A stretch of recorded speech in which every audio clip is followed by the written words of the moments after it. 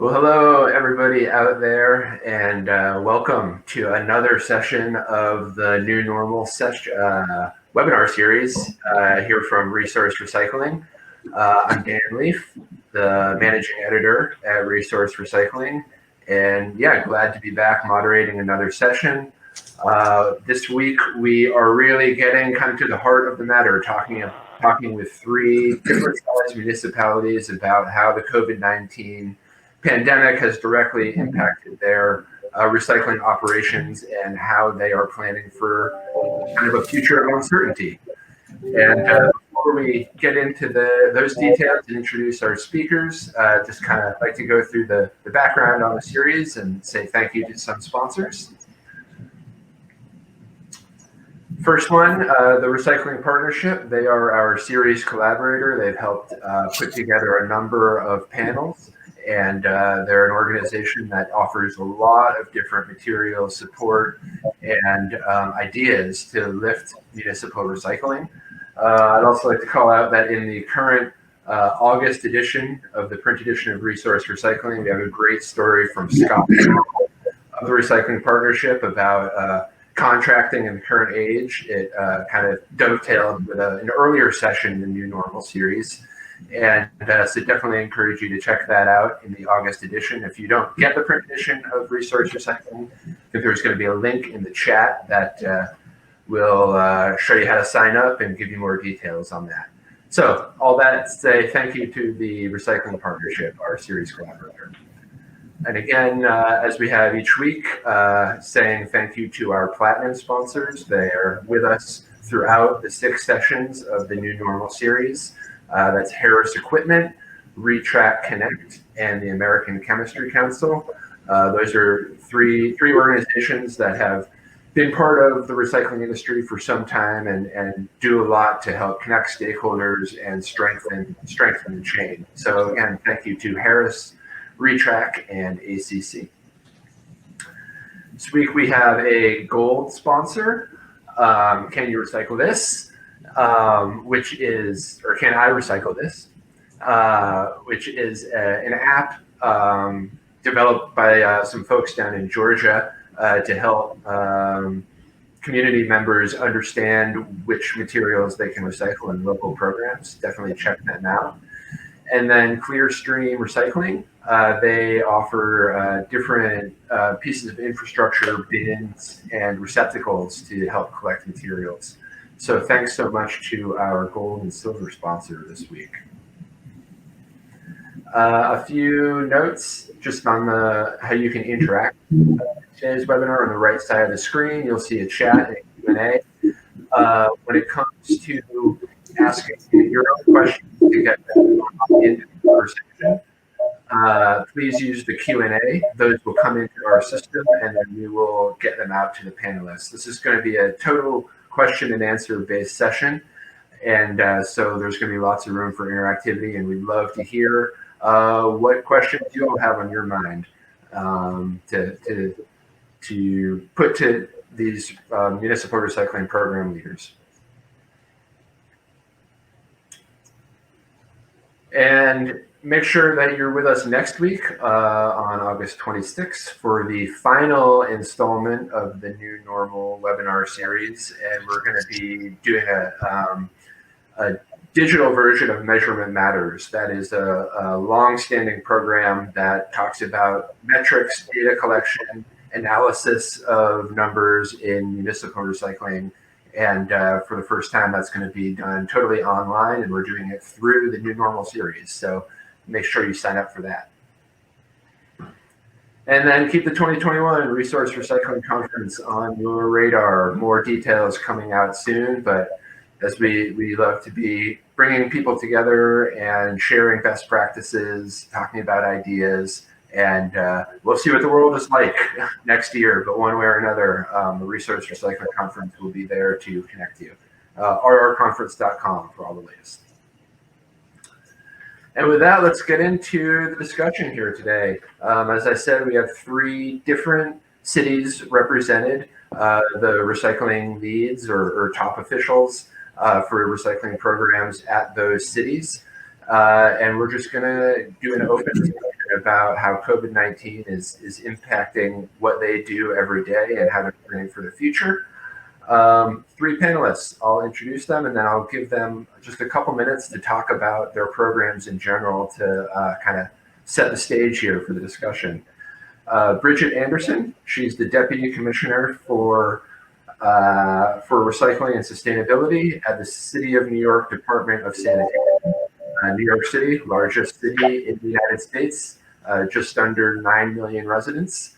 And Bridget's been there for a while, so we're happy to have her on board. Then we have Caroline Mitchell. She is the lead waste reduction and recycling specialist at the city of Fort Collins, Colorado. 170,000 residents about, and so kind of a smaller mid-sized city perspective that we'll have. And then lastly, we have Ken Snipes. He's the director of Austin Resource Recovery in Austin, Texas. Austin is just under 1 million people, so kind of between the Fort Collins and New York City level. And Ken is new to that role. He just came down to the city of Austin at the end of last year and was formerly in the city of Seattle. So what I'd like to do is have each one of you just talk for 1 to 2 minutes to give us the basics on what your program looks like. And let's start with you, Bridget, and the city of New York. Sounds good. And thank you so much for having me, and thank you to Resource Recycling and all of the sponsors. It's really nice sometimes to be on just a panel where it's a conversation, and really excited to see the questions and won't have necessarily answers, but to engage in all of it. So New York City, as you mentioned, is the biggest city in the country, the densest city in the country. We have had a mandatory recycling program since 1989, so 30 years plus. I've been with the department since 2007, so I'm going on 13 years, focused on recycling and also standing up composting. And then many of our reuse and HHW and e-waste and textile programs. So that's sort of my portfolio. We have a dual stream program. So we collect paper and cardboard separately from metal, glass, and plastic. We have a fairly generous metal, glass, plastic program. We accept all rigid plastics is our description. So we never use the resin code numbers, and we've determined based on our waste characterization study that we're getting a decent amount, we're getting more of the good stuff if we have simpler language, but we do, as we'll talk about, deal with contamination and have to pay for that. COVID, so COVID, as we all know, New York City was the hot spot for a very long time. New York City sanitation workers were out there every day throughout the entire period of time where we were in real crisis mode. And I have to say, one of the things, the feedback that we get is that New York City sanitation and picking up the piles every single day helps the city not panic. And you can think about it as a very visual thing. If people are homebound, they maybe have more time on their hands, maybe not, they're stressed because of losing jobs and other things. If those piles started to grow and pickup wasn't happening, people would think there was Armageddon. So there's a real sense of being first responders and keeping the lights on. We contended with our own. We had over 600 positive cases. We had a few deaths. We still have some positives out. Anytime there was a positive in a garage, we'd have to close down that garage, clean it out. So we did have some minor service disruptions, but our workforce did an amazing job, day in, day out, feeling very much like we had an essential role to keep the city from panicking. The other, flip side of COVID is that, this has launched us as not just New York City, the whole country into a budget crisis. And so we are currently dealing with serious financial challenges spurred by the COVID crisis and the need to go on pause and stay at home. So I'm sure all of these things we'll discuss in more detail.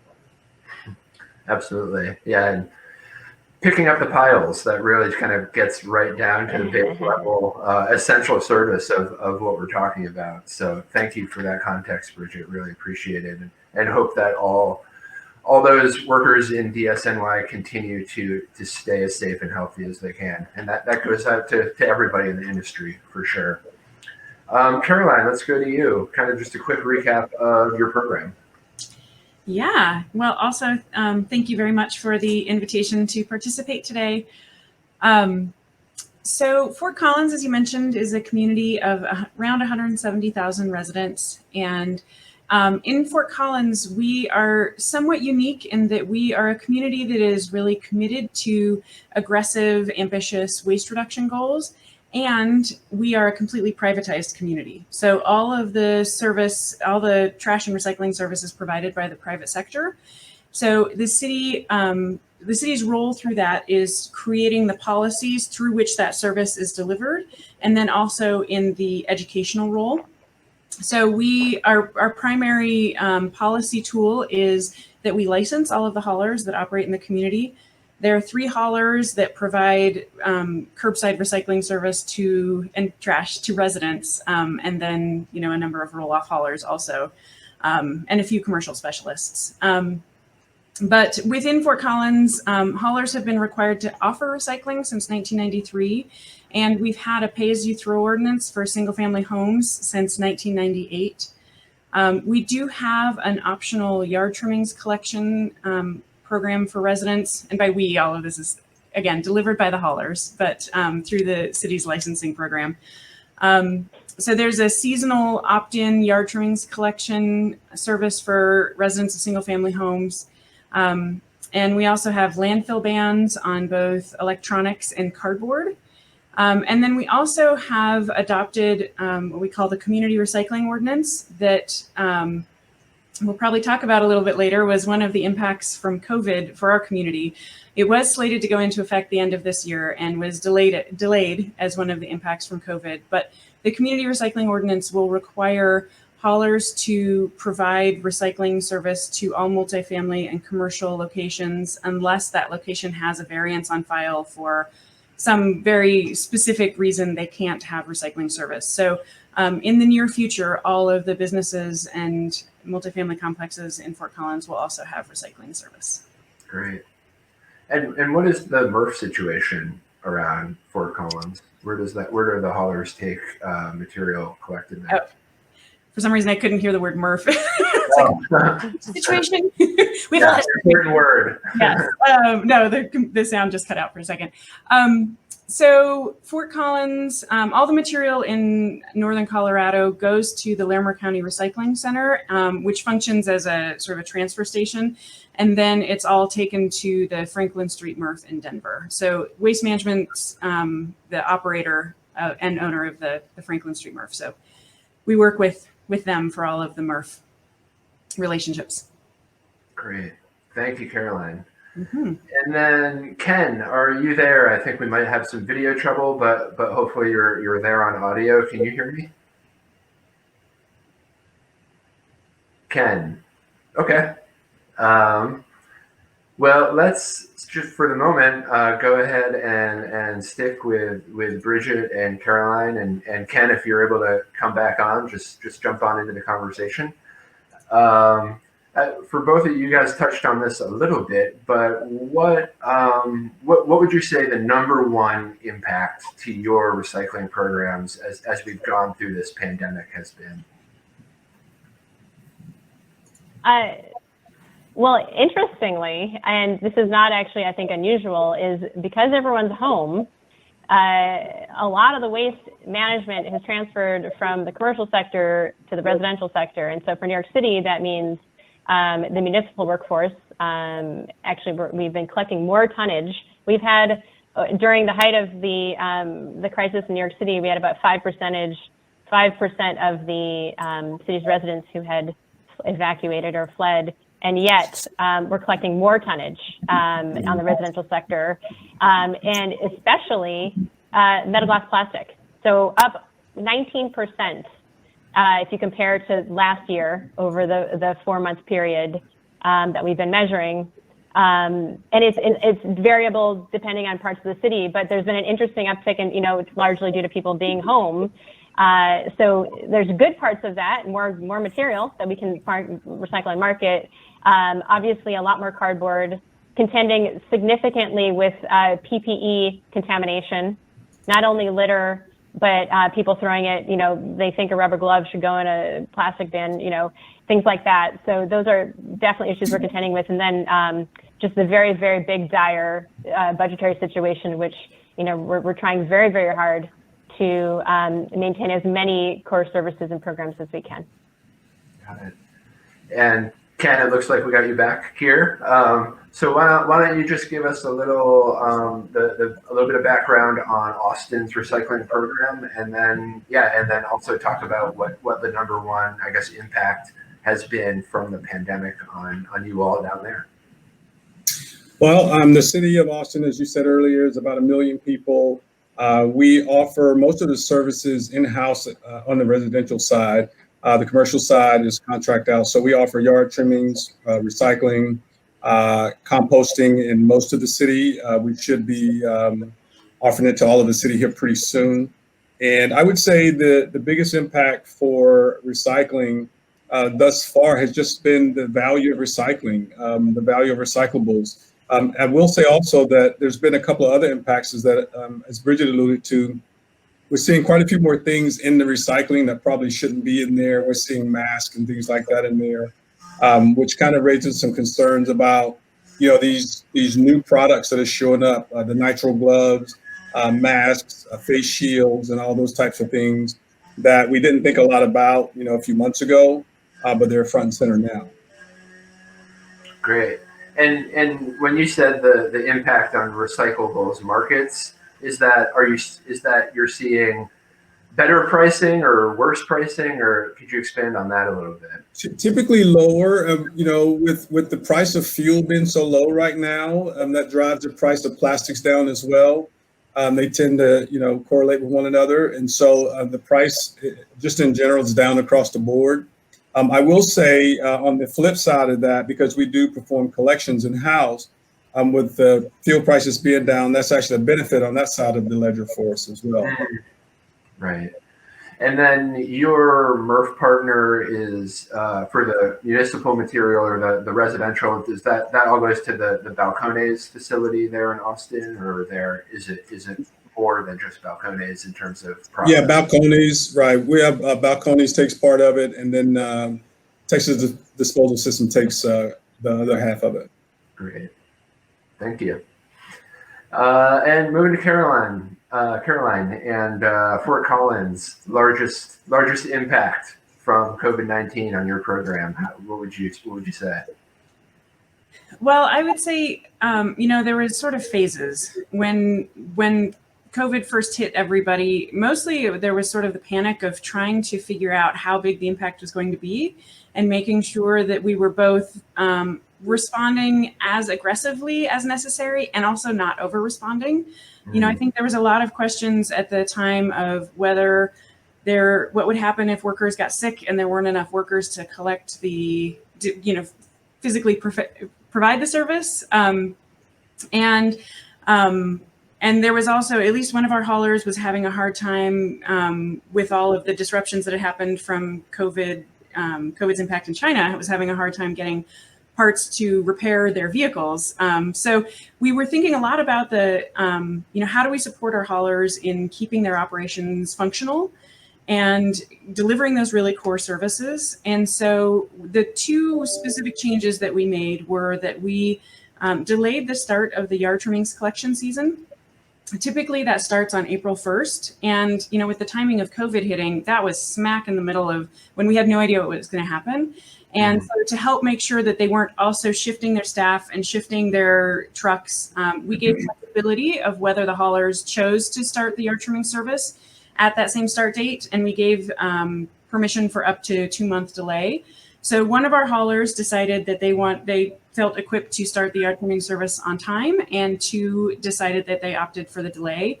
So, we're trying to individualize the service to meet the community needs, but also really let each business adapt so that they can stay functional in their own, with their own parameters. And then the other change that we made, as I'd mentioned before, is that we delayed the implementation date for the community recycling ordinance, which was, again, to bring recycling to all of the multifamily and commercial customers for the haulers. And that was in recognition that we had an emergency to focus on, and that typically rolling out new service to customers, and it just takes more work. You gotta oftentimes, have in-person trainings ideally, and to just work out what the new system is going to be with all of the customers. And so we collectively decided that it was better to take a pause on that so that we could meet core needs and then roll that out once those core needs were back in hand. And then I would just say now that we've shifted to the time where it's sort of, it seems clear that COVID's not going anywhere anytime soon. We're more in a maintenance situation of working with the haulers to understand and develop contingency plans for if we do have spikes in the future, what would be the threshold for making some other change. So we're just trying to be a little bit more ready for change that may be coming our way now that we have a little more breathing room. Great. Thanks so much. And let's get right into a question from the audience, and it's asking what is your typical level of inbound contamination, meaning non-recyclables, from collection in your city, and maybe if you do have numbers, what was your contamination rate maybe a year ago versus today? Looking at how that has changed, and if you might not have those numbers. If not, then maybe just a general sense. And Ken, maybe we can start with you and talk about Austin and contamination. Yeah, I don't have it off the top of my head. I'll get it here shortly. I just received that data a couple days ago, actually. Great. Does it seem like contamination has increased since COVID, or what's your sense? Not that we could point to. We've had some assumptions around that because one of the major things that happened to us is that with so many people being at home, a lot of the waste that would have been collected in the commercial sector has shifted over into the residential sector. But in some cases, I would say that a lot of folks in our residential sector do a better job of recycling and diverting materials appropriately than we might have seen in some places in the commercial sector. Great. And Caroline, let's go to you with contamination levels. What do they look like? So the single stream contamination levels from Fort Collins, so that includes residential and commercial, we oscillate between 10 and 15%. And there's Waste Management does a quarterly audit of the materials, so we haven't necessarily seen a specific trend. And I checked back in with our contact at the MRF this morning to double check that there wasn't some other shift I hadn't heard about recently, but they really haven't seen any COVID specific trends. We continue to see, comparatively nationwide, a fairly low amount of contamination coming in, and we work really hard to keep that low, and COVID hasn't made a huge impact in that. He does say, similar to what you were saying, Ken, that some of the materials have changed. So you never used to see masks coming in, and now you see masks coming in. But it hasn't substantially shifted our contamination rate. And Bridget, how about you? Yeah, for New York City, we do waste characterization studies every several years. And the last study, our paper stream, which is separate, is extremely low. It's about between 5 and 7% contamination. And the metal, glass, plastic stream is much higher. It's 15 to 18% in our last study. But some of that is kind of sanctioned contamination because we allow people to bag their recyclables for pickup. So we kind of know it. However, we are hearing and seeing anecdotally that the contamination numbers are picking up. So we are considering doing a contamination study to see how it's impacting the rate in the MRF. Masks, PPE, the shields, et cetera. Someone could think it's a rigid plastic, right? So we're seeing that up, but I say on a tonnage basis, it's not necessarily that significant, but on just a bad contamination basis, there's a lot of concerns about it. So we're trying to push PSAs and messaging around it. It's just challenging, and it's a real challenge on the litter side. Litter is one of the biggest factors we're seeing with masks and gloves. Yeah, I think probably all of us in our respective cities can back that up in what we're seeing on our streets. And then our last published number was about 17%, just over 17.3%. But our last audit was pushed off due to COVID, so we haven't done an audit since about October. Right. Yeah. So I think that is probably a general impact that the industry is feeling, is that some data collection that we would normally be doing, it's not kind of top of mind right now, and I think that's something we'll be getting into next week as well in measurement matters and how we kind of reconcile that. Another question from the audience that sort of dovetails with this is asking, what communication tools do you use to educate consumers about what's recyclable and what isn't? So I guess maybe what is your general outreach strategy look like, and then to bring it into this conversation, how has that changed?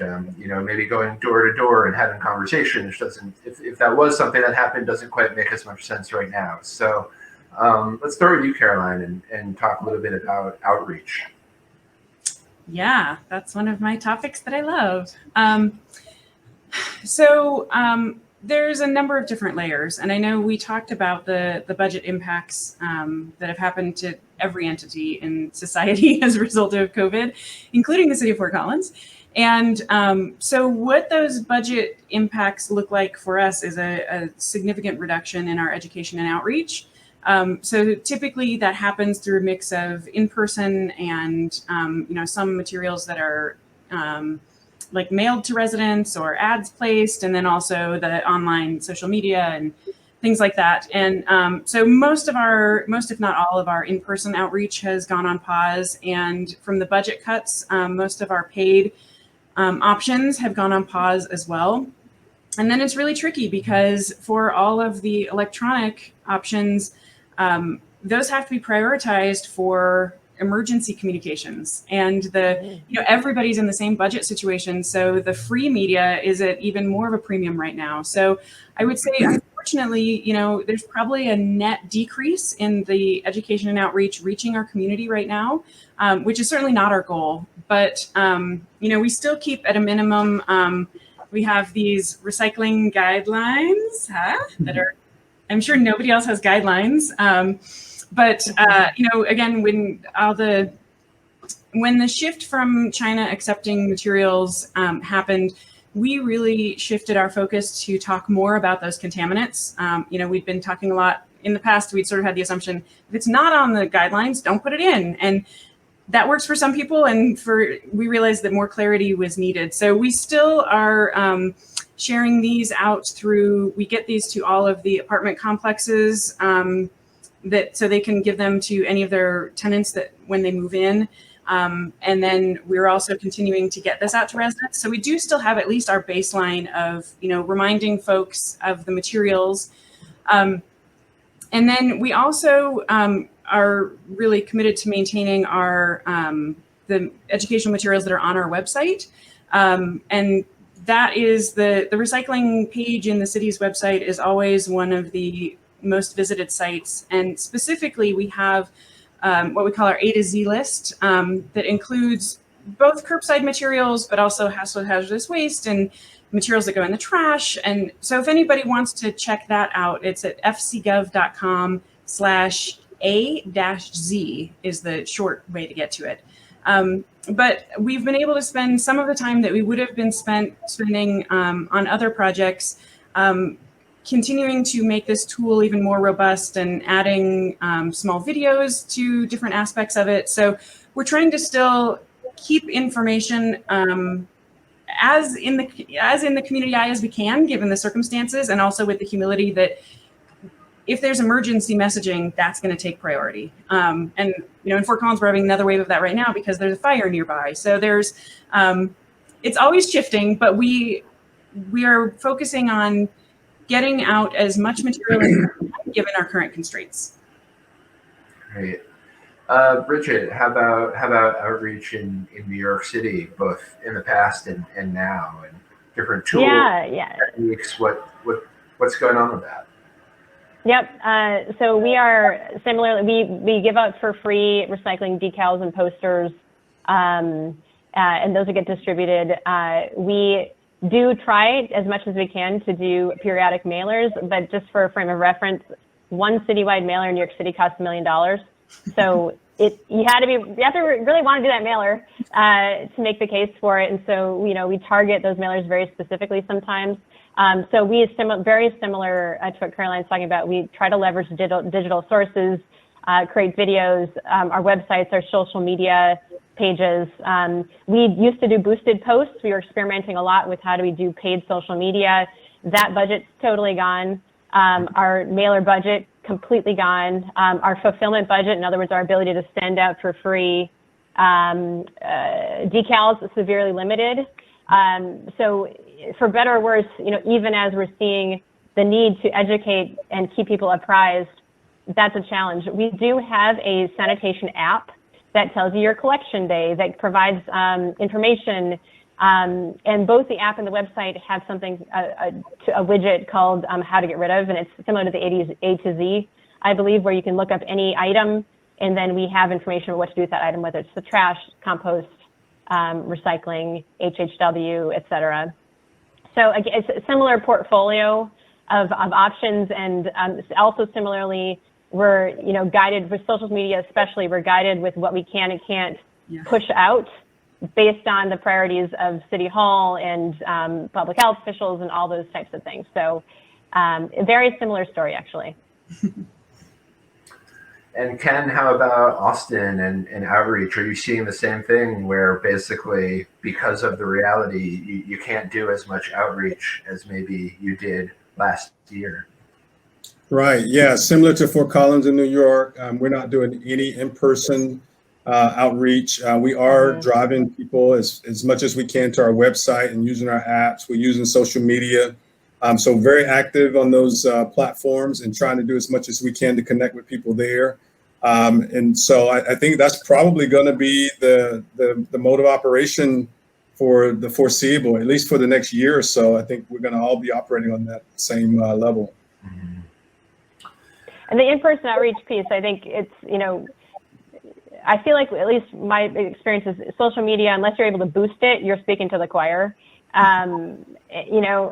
Whoever's already following you or, happens to see you. In-person outreach seems to be where we often can make the most inroads. We have people, with tailored languages who can speak to specific communities, work in the schools. We have nonprofit organizations in neighborhoods that we leverage, and they really know how to connect with communities, especially where it's immigrant and transitory residents. But all of those budgets cut. And for the in-house staff that does in-person outreach, we haven't been given permission yet to go out and do it again. So even for our commercial outreach, for our residential, everything is on hold, whether from a budget perspective or just still not allowed to because of COVID. Right. There might be one other thing that I would add.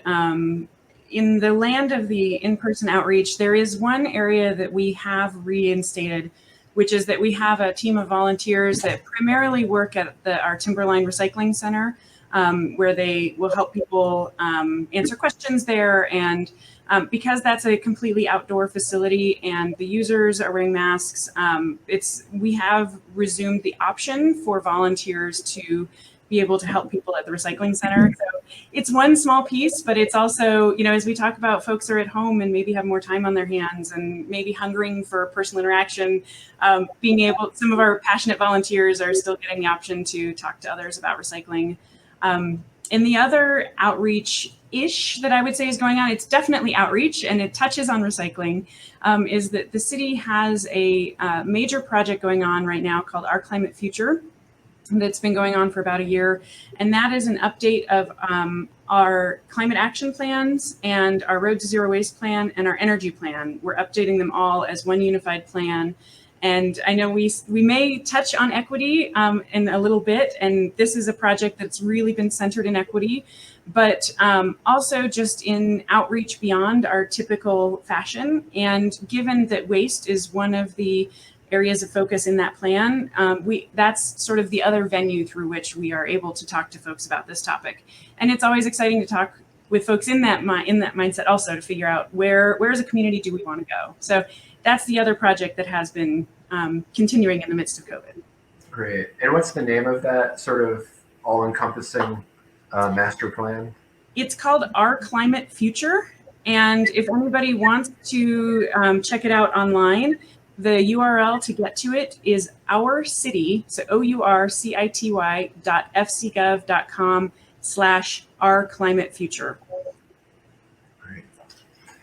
And for anybody who's just sort of joining us, we're talking with 3 municipal leaders about COVID impacts to recycling programs. We have Caroline Mitchell from City of Fort Collins, Colorado, Ken Snipes of Austin, Texas, and Bridget Anderson of New York City. And Bridget, I'd like to move over to you and talk specifically about one, ramification from the pandemic that has gotten some press in New York City and around, and that was there was your organics collection program, which had been developing over several years, was in the midst of expanding, and then got cut back, and then got moved back into place a little bit. And I was wondering if you could just kind of give us the details on that and where things might be going from here on New York City organics.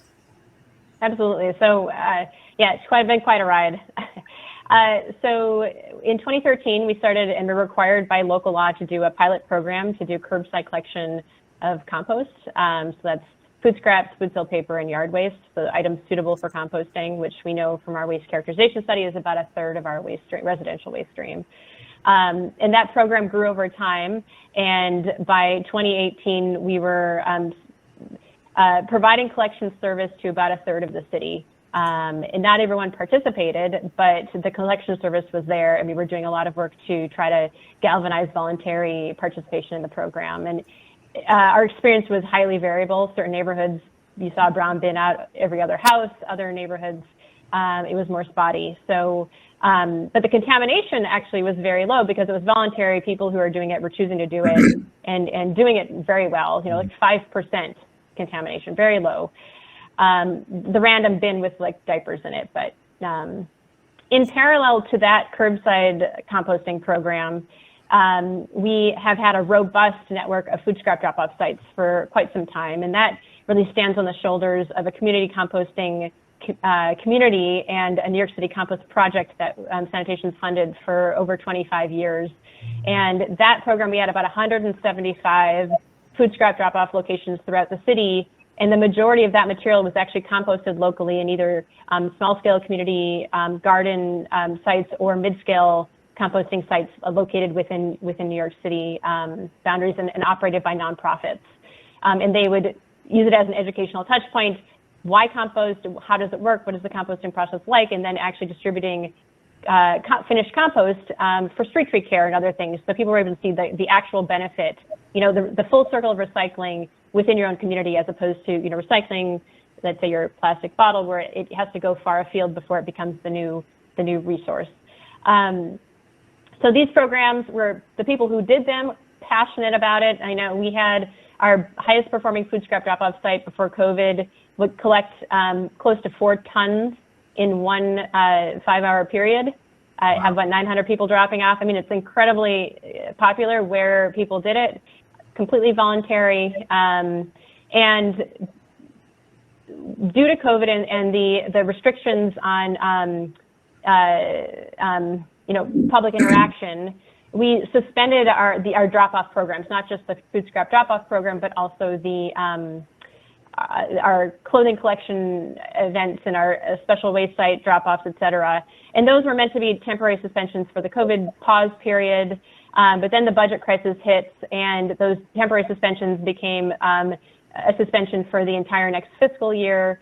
And then added on top of that was the cancellation, the suspension of the curbside composting program as the budget situation became more and more dire. And so that was a voluntary program. So discretionary programs were the first place that we looked to cut and tighten our belts and gain efficiencies. And there's a real focus as we've been going, and our cuts and to our programs continues to evolve. We have had to do about a 60% cut in our litter basket service. And you can imagine what that means for New Yorkers and quality of life. And so we're continuing to see our programs evolve. We're hoping that a lot of these programs were suspended for only 1 year. And so it remains to be seen if those become longer term suspensions or if we're able to roll them back.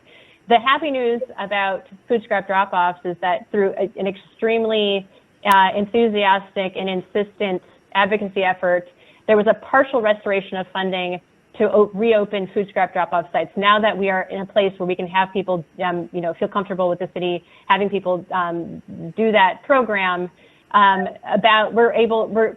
plan is over the next few months, we'll be restoring about, a third to a half of those food scrap drop-off sites that we had to suspend. And it's all completely funding that goes to community-based organizations, and all of that material is composted locally. So we're happy to allow this opportunity for people to continue their behavior of separating their food scraps, even though it's a token in terms of how much tonnage we're actually diverting. Great. It certainly sounds like, a lot kind of coming together and a lot evolved at the same time. So we'll be continuing to watch that. And you mentioned, the phrase budget crisis, dire budgets, hard decisions, discretionary programs, the first to go.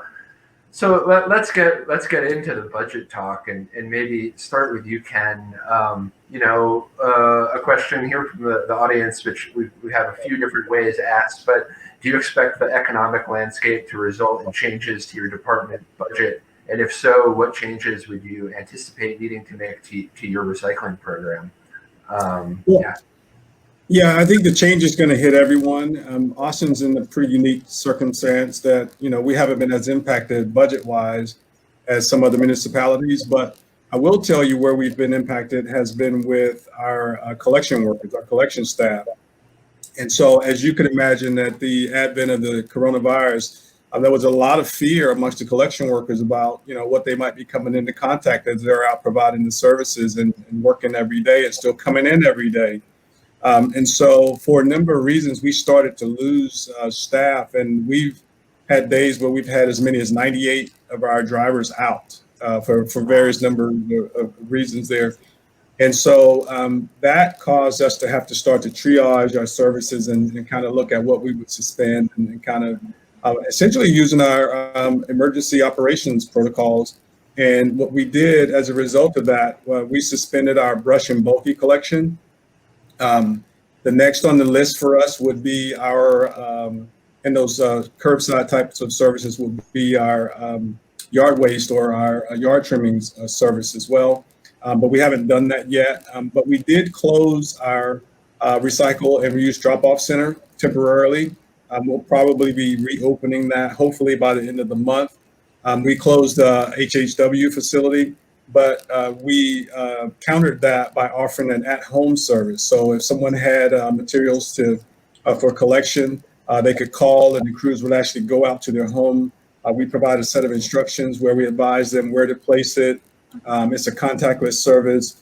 And so we started offering that to kind of counter the closure of that service. So as far as what we know going forward, I think, revenue is down.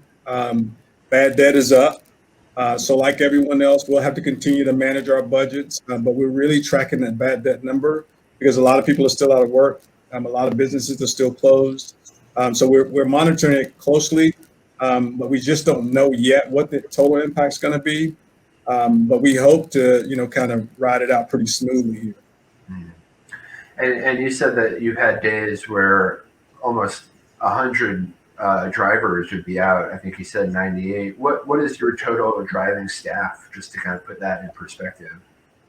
Probably around 240 okay. Or so.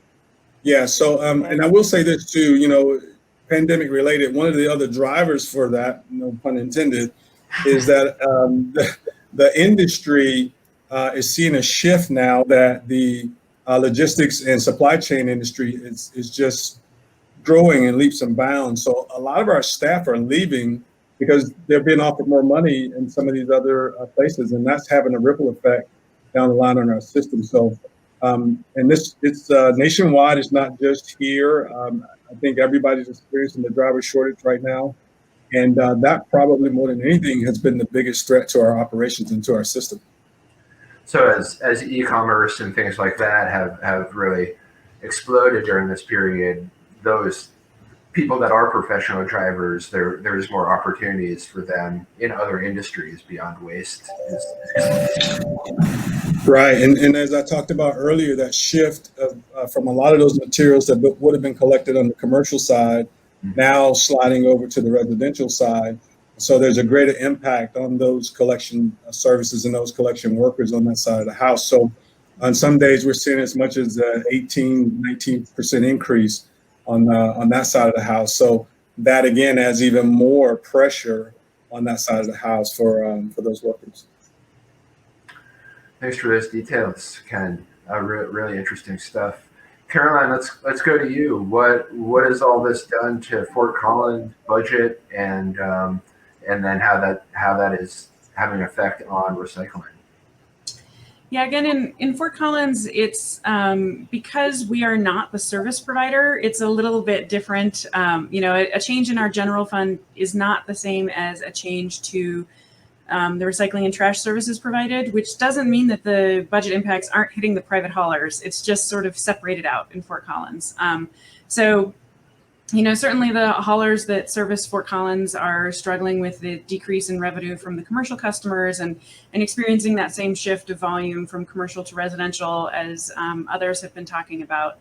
And actually looping back just one moment in the compost conversation, I just thought I'd mention really quick that when I talked about the services in Fort Collins, I didn't mention that we also have a couple of small businesses that have started up that collect food scraps only. They're very small businesses, but they have seen a real significant growth in their customer base, and they were able to continue operating throughout the stay-at-home time at COVID, and have actually seen their customer base increase and their the amount of material collected from each of their customers increase as people cook from home more often. So again, as Bridget was saying, it's a small piece of the pie if you're looking at the numbers of the overall community, but it's, I think, notable in that it's a service that has continued and done well throughout COVID. But to circle back into the budget, I would say the bottom line is sort of twofold. One is that, again, in recognition that the services provided by our private hauler partners, we're keeping in close contact with our haulers and making sure that we're understanding impacts to them and what that might mean for service delivery and for the community, and that we're just doing our best to plan ahead in any way that we can. They're experiencing the same driver shortages you're talking about, Ken. We also have not only the logistics industry you were talking about, but also there's a lot of oil and gas activity in the area. And so the availability of drivers for this industry often waxes and wanes with the market price of oil, when the drivers can make more in the oil and gas industry or not. There's factors for everybody. But I would say, again, our two sort of bottom lines around the budget are to keep in close contact and work with our hauler partners to make sure we're adjusting as needed based on their needs. And then in general, I would say for Fort Collins in the budget, we've tracked things very closely and worked really hard to be responsive to the changes in our budget and not overreact. So for instance, our city had developed 4 or 5 different potential arcs for the budget as a result of COVID, and we're trying to track which one we were most closely monitoring, and had initially thought that we were on a track where, for instance, we would need furloughs from city employees and really drastic cuts, and then realized that things weren't completely rosy, but weren't necessarily on that drastic a track, and so pulled back the concept of employee furloughs. And so I would think it applies to the recycling budget and the waste reduction recycling budget in general, but also to the city as a whole, is that we're trying to make do with the bare basic needs right now, and trying to be smart but not overreact for the future. Great. And Bridget, you talked about budget a bit, certainly on the organics front, but anything, talking more about the recycling program in general, impacts, and maybe too, if there's anything that you see about it maybe starting to mean renegotiating contracts with, with your partners, whether those be processors or haulers in the commercial sector or anything like that. Right.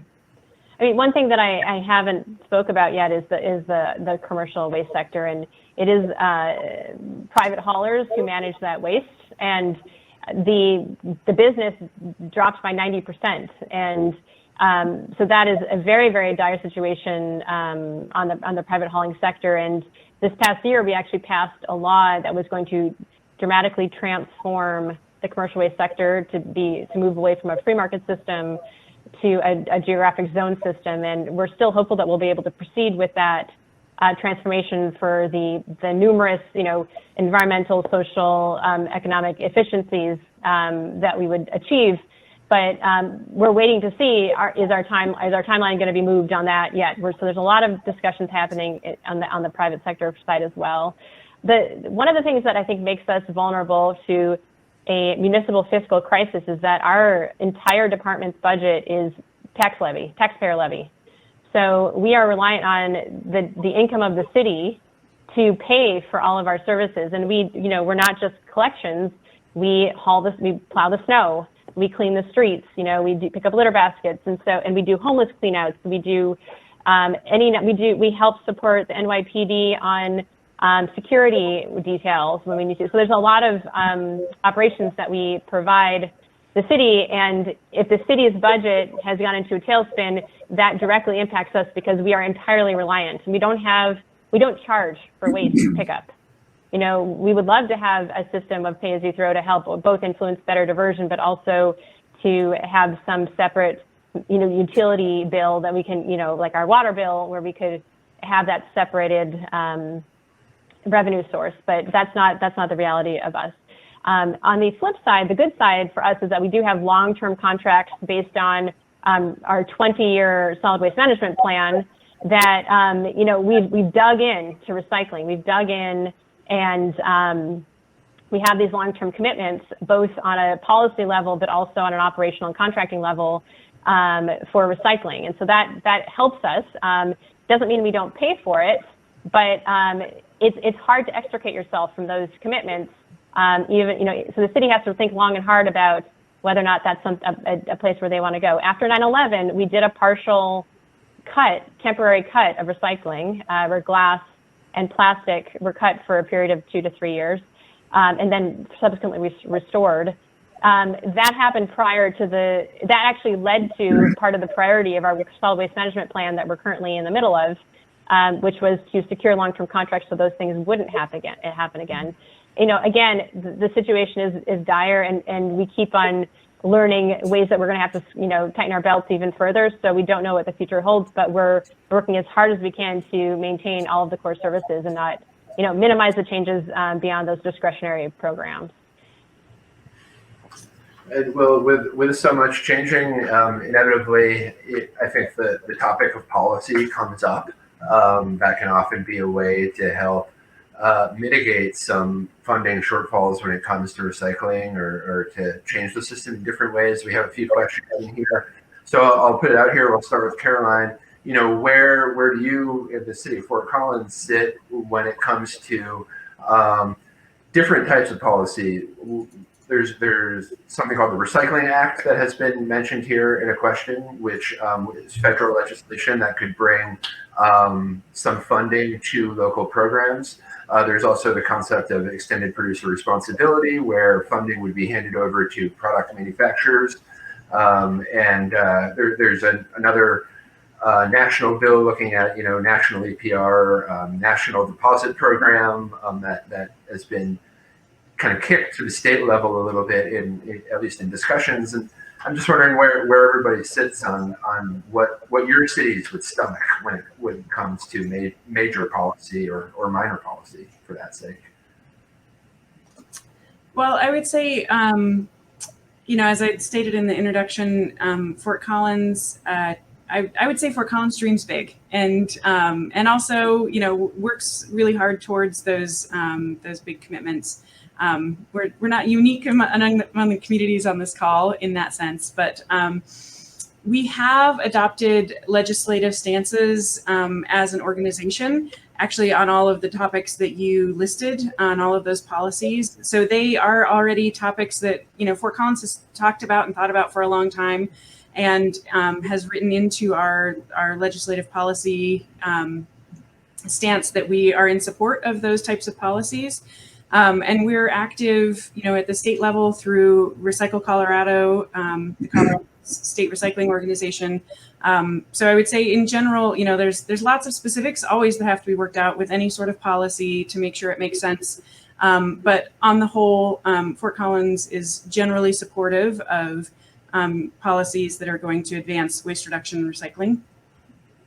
And I also realized when I was having my broad answer about budgets, I didn't really clarify how that probably zooms into the waste reduction recycling world. As we've mentioned before, the first things generally to be impacted by the budget cuts are the scope of of the outreach and education. So just to clarify in case I was too general for that. Got it. And Ken, on the policy question and City of Austin, what kind of policy would make sense to you, or that would your department get behind or not get behind? Well, I think the department would get behind anything, right? Whatever we decide. I think I was hoping I didn't have to answer this question, by the way. But the dynamic here is a little bit different. I think the city would be behind, the department and whatever we would want to move forward.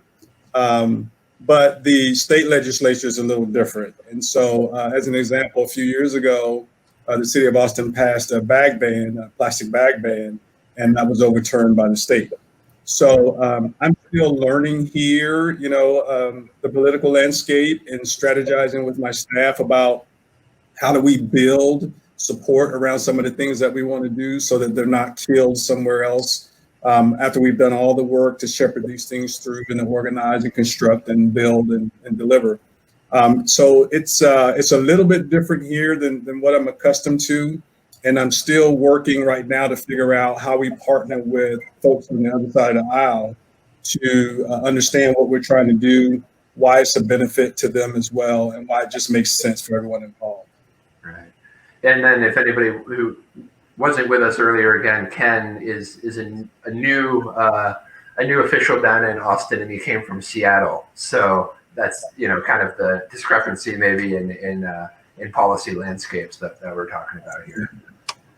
And Bridget, yeah, New York City, no stranger to the conversation around recycling policy and policy in general. What types of policy do you think could be helpful for your program?